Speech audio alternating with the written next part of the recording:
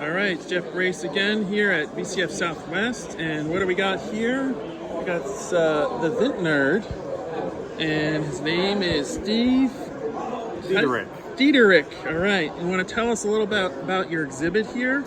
Well, we've got the wall of retro, Yes. which started, if you watch our YouTube channel, my back wall is my storage, and we've got more machines than that. So it's kind of a fun thing we do with that. Yeah. But what we're showing here is these are all the known Atari 8-bit programming cartridges. So there's other programming languages that came out on disk, but the manufacturers, these are the only cartridges that were officially released. So we got Basic. I've seen that before. Assembly Editor. I've seen that. I've seen the Pilot. Maybe I've seen the logo. I don't know about the Basic. I may have seen the Basic. And what about this one? This is Synapse Assembler, and they did sell this assembler programming language on disk, but you could contact them and special order the cartridge, 40 years ago. So there's very few of these cartridges out here. And I bought somebody's pile of 800 stuff, and that was in there. And it was really a bonus at that point, right? And then these are the OSS programming languages that OSS came out with on cartridge. So what is OSS? Is it a publisher? Yes. And Yes. so they came out with XE. So XE is different than the other Basic over there? Right, so the Basic XE had some extra stuff in it for the Atari XE computers. Like the 130 XE had 128K. So they did things so you could use that extra memory in it. And before that was the Basic XL, which, is that one? Yeah, so the Basic XL was for the XL computers, the Atari XL computers, with special commands. The Mac 65 was their macro assembler, just like the Atari assembler editor, but of course better, right? The third-party software is better. And then Action is a really fun language. This is a procedural language, very organized.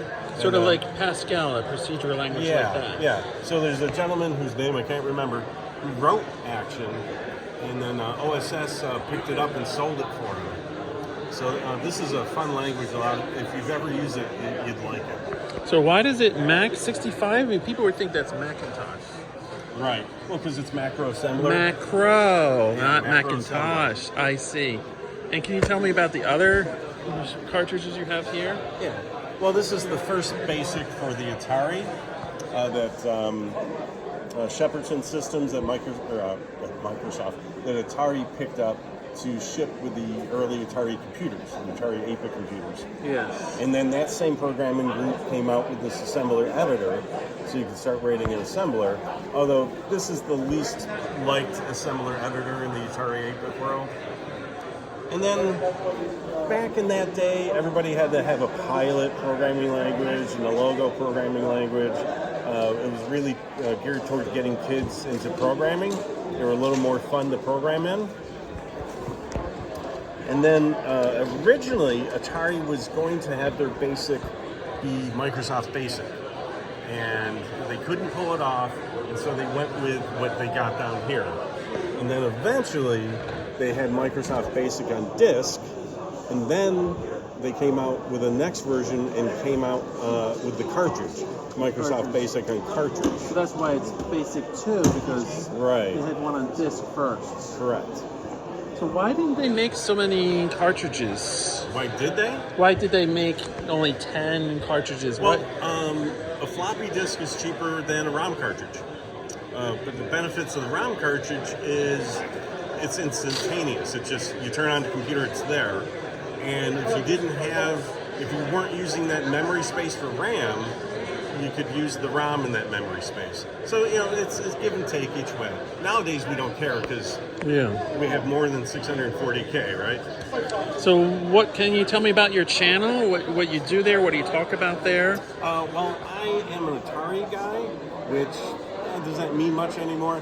But I got into this 2.5 years ago, starting the channel, and I went down a rabbit hole where I started with the Ataris, and then I started picking up some of the machines I never owned.